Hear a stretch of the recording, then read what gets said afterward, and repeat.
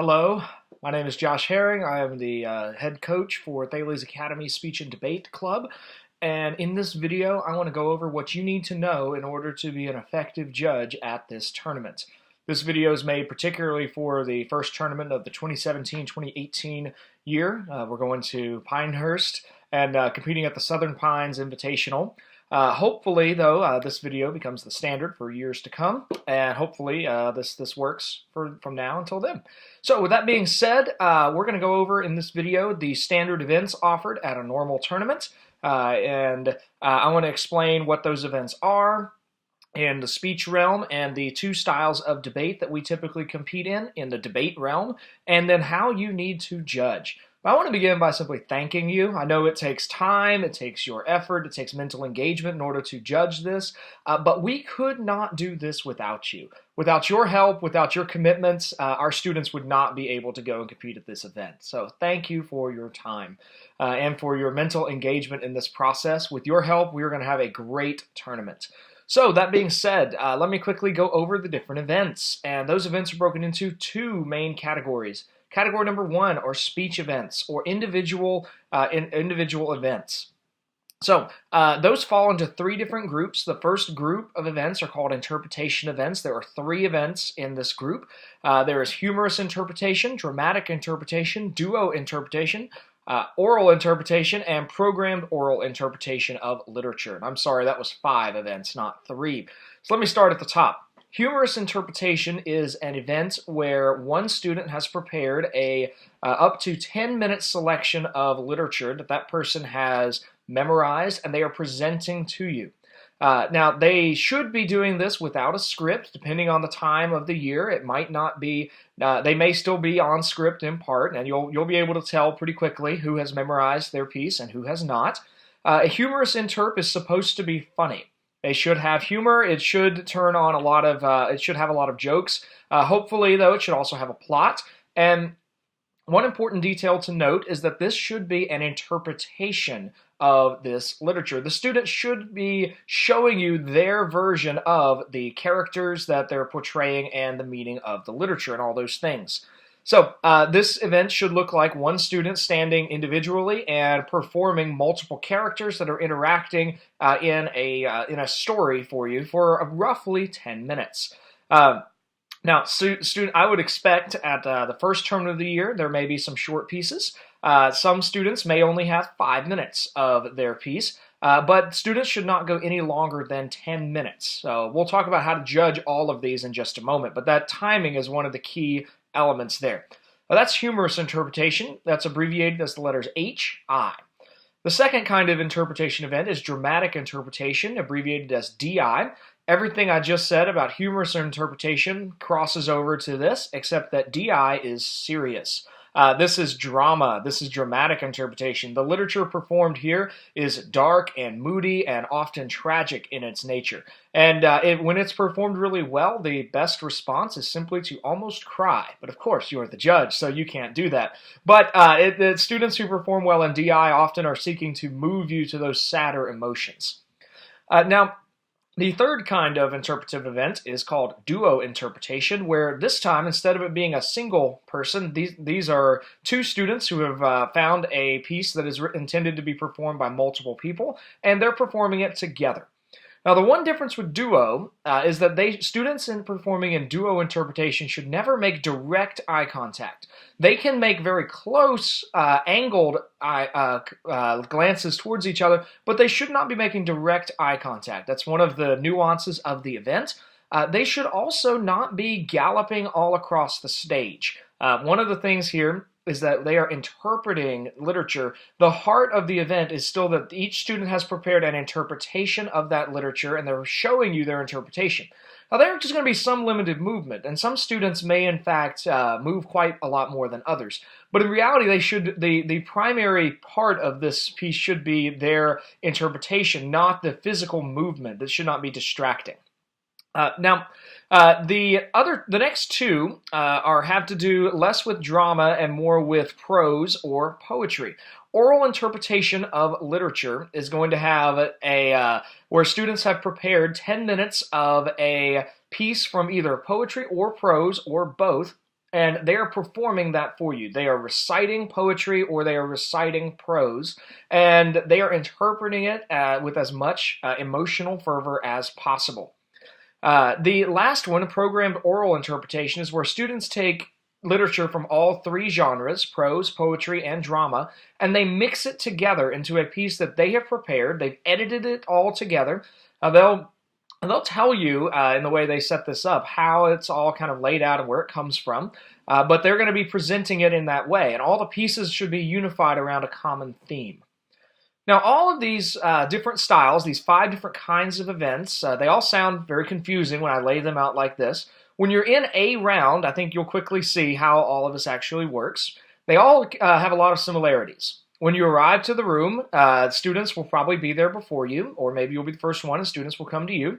There will be 6 students competing, and you will have a ballot, a sheet of paper that you'll need to have filled out with students' codes, and then that also shows you, gives you all the rules governing that event. So in this video, I've gone over some of the highlights of these 5 different kinds of events. That ballot will give you the rules that you'll want to look over. It'll also tell you how to evaluate each student. Now, here are some of the typical ones to look for. In each of the students' presentations, do they tell you the author and the title of the literature that they are interpreting?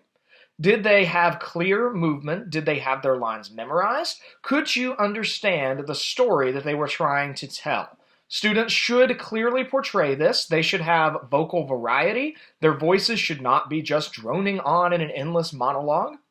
But instead, there should be ups and downs, there should be excitement, and there should be despair, and there should be all these, you should be able to sense the emotions through their different vocal choices. If students are working in a duo, did they do that well? All of these things are ways that you then can make a choice by the time the round is over. Because that's your primary job as a judge. Your job is to evaluate and rank these students. So by the time the round is over, you will have seen 6 performances, and you'll need to then evaluate them in order. First place gets number 1, and last place gets a number 6, and they'll be ranked in order 1st through 6th. Your primary job as a judge is to make that decision so that the tab room can get those results and can keep the tournament moving as quickly as possible. We'll talk a bit more about that after I describe the rest of these events. But that is the largest group of individual events that you'll be judging at the tournament. They are interpretive events, and I will just go ahead and warn you, if you are brand new to this, interpretation events tend to be the place where students come up with the most outlandish kinds of pieces to perform. This is sometimes students often reach for some edgier ideas to try to show that they are better in their interpretive events. If you're familiar with some of the stereotypes of theater majors in the undergraduate realm in college, a lot of that carries through to high school interpretation. Well, that's one group of events. The next group of events is very different. It's called limited prep, and there are 2 of these events at a typical tournament. The first event is called impromptu speaking, where for impromptu speaking, when you get your ballots from the tab room at the tournament, they will also give you an envelope, and that envelope will be slips of paper that will either have a quotation on it or a topic statement. Students might be responding to a quote, maybe something that a president has said, or some famous movie line, or they'll be responding to a single phrase or word. And they have 2 minutes to come up with a 5-minute speech about this. And they need to give you a clearly structured speech around that particular topic. Now, when I did this in college, students were allowed to have they were allowed to have a note card to compete with. The typical high school tournament that we go to does not allow students any visual aid. They cannot write it down on a note card. They cannot they can't have a sheet of paper or a notepad. They have to simply remember their outline and stand up and give you a clear speech. Now, so that's really at your discretion as a judge. If you see a student who is competing with a note card, that may be fine. The tournament we go to may give you a specific statement that students are expected to do this entirely from memory. In which case, if that student uses a note card, that becomes one way you can easily use to judge that student in a lower rank than he would otherwise get. Now, impromptu speeches can be judged in terms of clarity of speech, the structure of the speech, and really the clearness with which the student conveys the topic. And student movement is also one way to consider to evaluate a speech. Did the student stand in place the whole time? Did they use movement effectively to illustrate different points? Did they have examples to illustrate their argument? Did they make an argument? All of those are ways that you can evaluate whether or not students had good speeches. Now, some other expectations about judging that you'll see at the tournament. Students should each pick a different topic that they're giving a speech on, and they should remain in the room after they have finished their round. They should watch other students compete unless they are entered in multiple events, in which case, once they have finished their round, they'll ask to be excused, and you should tell them, yes, you're excused, good luck at your next event.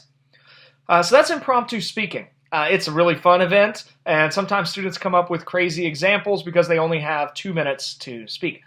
One other way that you can evaluate impromptu speaking is on how long it takes students to prep their event. If one student preps his speech in 30 seconds, well, that's considered to be a better use of time than a student who took a full 2 minutes to prepare his event. Well, the last kind of limited prep event is called extemporaneous speaking. This one's not about general topics. This is a current events kind of event. The way this one works is students who compete in extemp are expected to be reading current news sources, and then the 2 weeks before the tournament directors and coaches write questions based on current events. Students get their questions 30 minutes before the round begins. They have 30 minutes to use current news sources to write an answer and write a reasoned speech answering the question that they've gotten. Students get to pick one question out of 3 that they draw. So you should assume then that students giving a speech on this question, they got to pick this question out of 3, which means if students seem to know nothing about that topic, then they came to that event very ill prepared for all 3 questions that they got. Ways to evaluate this. Students should speak no more than 7 minutes, but really the closest they get to 7 minutes, the better. Then additionally, you should look for students to cite their sources. Students should give you clear citations from reliably known news sources, the LA Times, the New York Times, the British Broadcasting Corporation, USA Today. Any of a major known newspaper would be a valid source. Students should not quote from Wikipedia or from blogs. Those would rank them lower in the credibility factor. Students should also speak clearly, and they should also use movement and structure to give in their structure in their speeches. So a lot of the same things that we talked about in impromptu speeches apply to extemp, but they're simply used in a different area. Students should also have a clear answer to their question. They should tell you what the question is that they're answering in their speech, and they should also give a clear argument in answer to their question.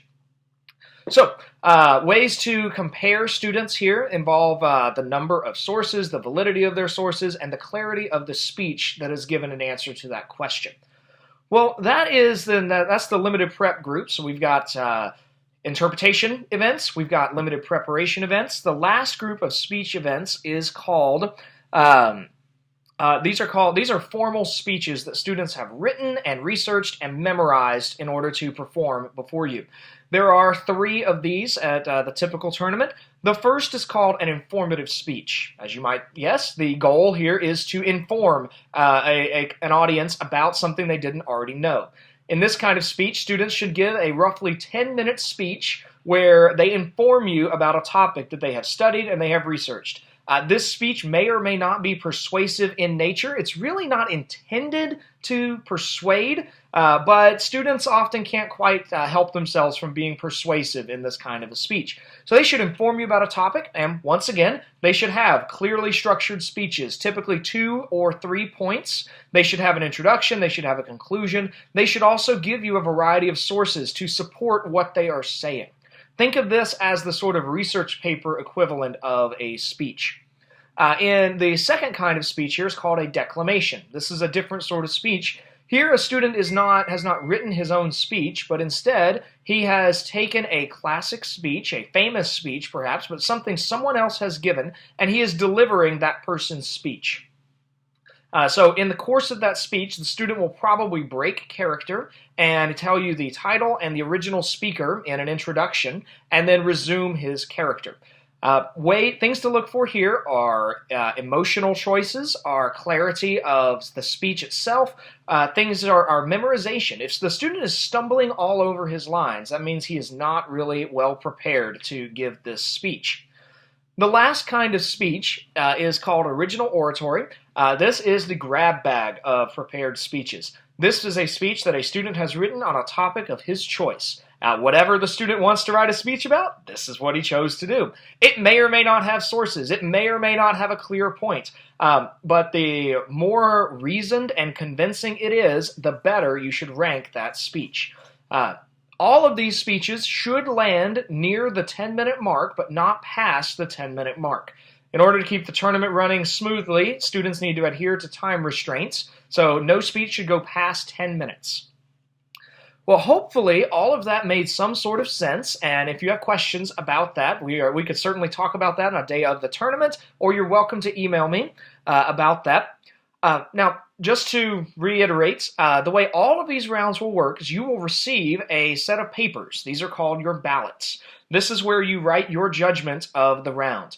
That's your primary job as judge. You need to actually judge the round. Where here you need to hand the ballot tape or the tabulation room a set of papers with your round written in numbers 1 through 6, where you have ranked these students.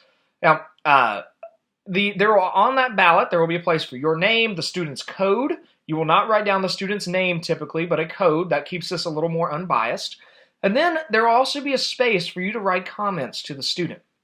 Now, there's two important things to remember about comments. The first is you do not want to use the comment section as a way to shred the self-esteem of a student.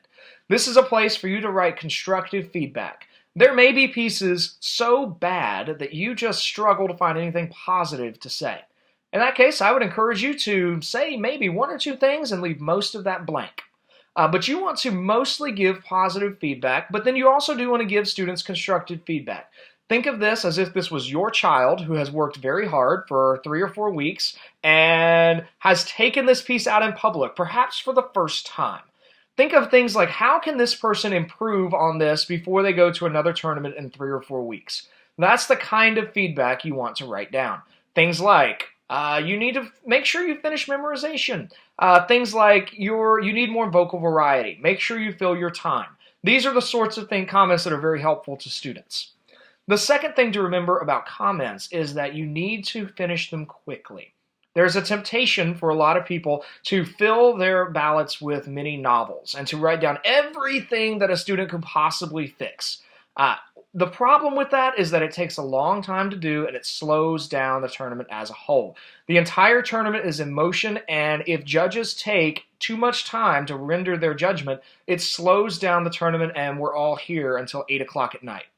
So I want to encourage you as a judge to please do write down your feedback for students. Give them things they can improve on, but do it quickly. Imagine your own children here. They will read this sheet and they are going to skim it quick, and they're going to take maybe 2 or 3 nuggets, and they're never going to look at this paper ever again. So there is no need to slave over the perfect feedback and to write down everything they could possibly take away. Think about maybe 2 or 3 pieces of helpful feedback and move on. So, some of you have been signed up for speech events, and if so, then you are good to go. This completes your training as part of this. If you have signed up for to judge debate, this will begin here, and I'm going to go over the debate side. So, thank you. If you are a speech judge, you can close the video now and email me at josh.herring@thalesacademy.org that you have completed the speech judge training. And we will begin with debate judge training at 19 minutes into the video.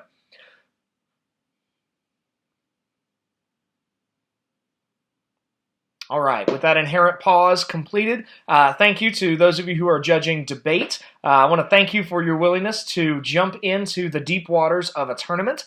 The debate is one of the most fun events, I think, that we do in these sorts of things, and our students work really hard at it. So I really appreciate your willingness to come to a tournament and judge debate. There are two styles of debate that we at Thales Rollsville compete in. We may someday expand that, but for now we do these two styles. They're called public forum debate, and they are called Lincoln-Douglas debate. And I want to go over those two styles and then explain three things about how to judge a debate round that apply to both styles. If you are signed up to judge as a debate judge, you may be put in either of these styles, so you need to understand both of them. Well, let's start with public forum debate. Public forum debate is a policy-style debate, meaning that there is a resolution we are debating that one side is affirming that resolution should occur, and it's a sort of a legislative action-oriented debate. This is the sort of thing that might be brought before the floor of Congress or Parliament saying we should do X or Y or Z. And for the September-October resolution in 2017, we are using resolved deployment of anti-missile systems is in South Korea's best interest. That is a declarative statement. It is a policy procedure or a policy recommendation, and the debate turns on the two sides. In public forum, the affirmative side that agrees with the resolution is called pro. The negative side that denies the resolution is called con. The pro side has prepared a case where they will argue in favor of the resolution. The con side has prepared a case arguing against the resolution. Now, public forum is intended to really break away from some of the jargon-heavy styles of debate that if you participated in collegiate debate, you probably ran into some jargon-heavy debate. This is supposed to be layman-friendly. So if you are not familiar with whatever the current topic is, please don't be alarmed. The debaters should give you all the information you need to understand the topic at hand. Now, debate is a very structured activity, so I want to just explain how the round works. So when you go into the room, you will have your ballot, and you'll have two codes and two teams written on your ballot. And then those two teams will probably already be in the room. You can't start until they're both there. It may take a moment. You may get there first, and then in that case, you need to wait for them to arrive. Then you will need to flip a coin. Whichever team wins the coin toss, they get to pick their side, pro or con. The loser of the coin toss gets to pick a speaking order, whether their team will speak first or second. And that then sets up the round. So it's possible to have the con team go first, in which case the con team, and it's also possible for the pro team to go first. In which case, the first speaker for the first team will have 4 minutes to give his case supporting his side. Then the first speaker of the second team has 4 minutes to give his case supporting his side. Then the second speaker from the first team has 4 minutes to respond to the second team. And then the second team has 4 minutes to respond to the first team. At this point, between those two speeches, there is a 3-minute gap for something called crossfire, where crossfire is 3 minutes for the first two speakers to ask questions and get answers from each other.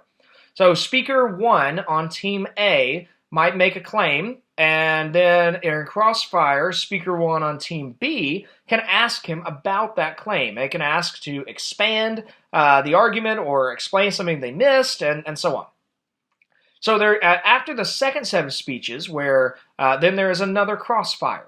And then we enter the second movement of the round, this is called the summary speeches, where we're back around to the first speaker on both teams. They give a summarizing speech that should really kind of help consolidate what the main arguments of the round are.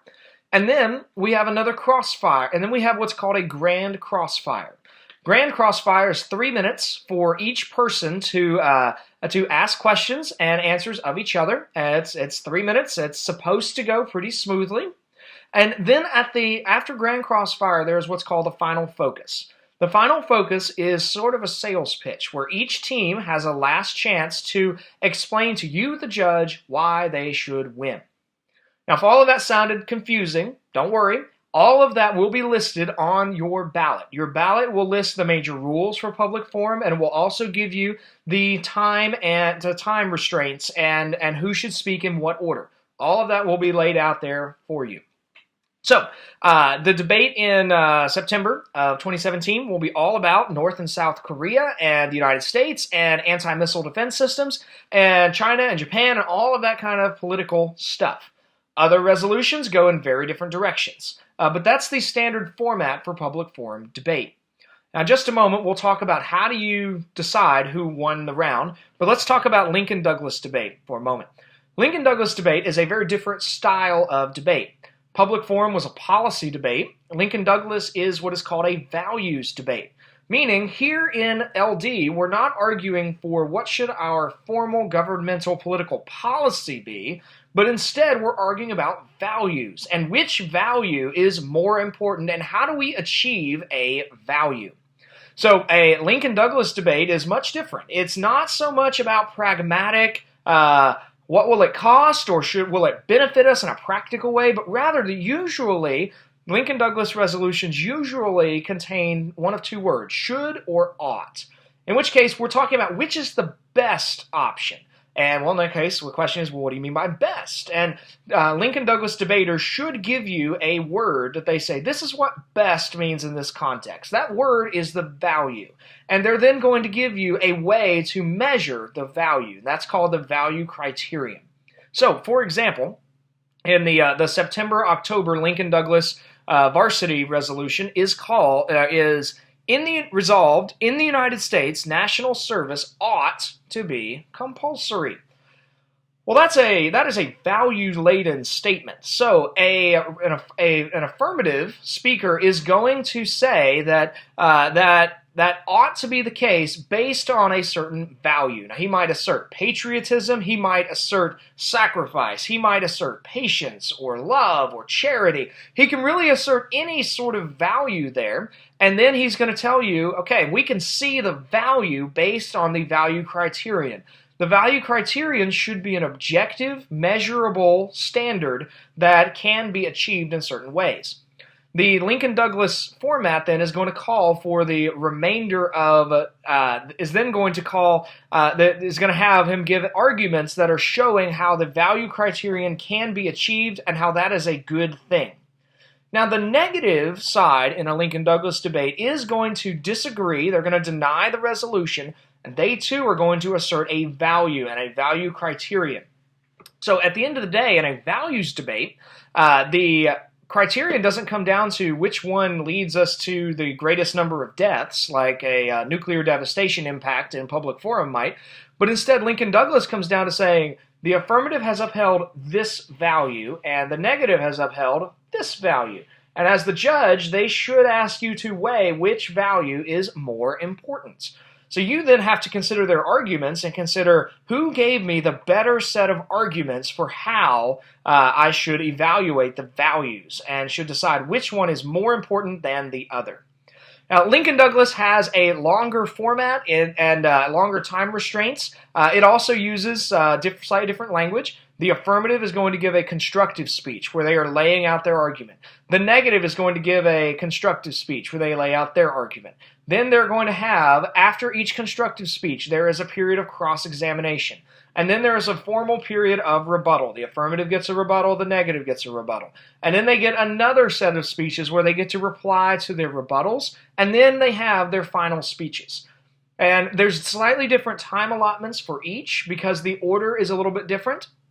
All of that will be laid out on your ballot. So as a judge, if you get thrown into a Lincoln-Douglas round, you just want to follow the format that's laid out for you on the ballot and make sure that you adhere to that and to those rules. The debaters will also be very familiar with how that works, and if you need to know how that works, you can simply ask them, and that should work out quite well. Okay. So that is public forum and Lincoln-Douglas, and next we need to go over quickly how to finish this, and then we'll wrap this video up, or how to judge the round. So, no matter which debate round that you are in, there are really 3 levels to consider in judging a debate round.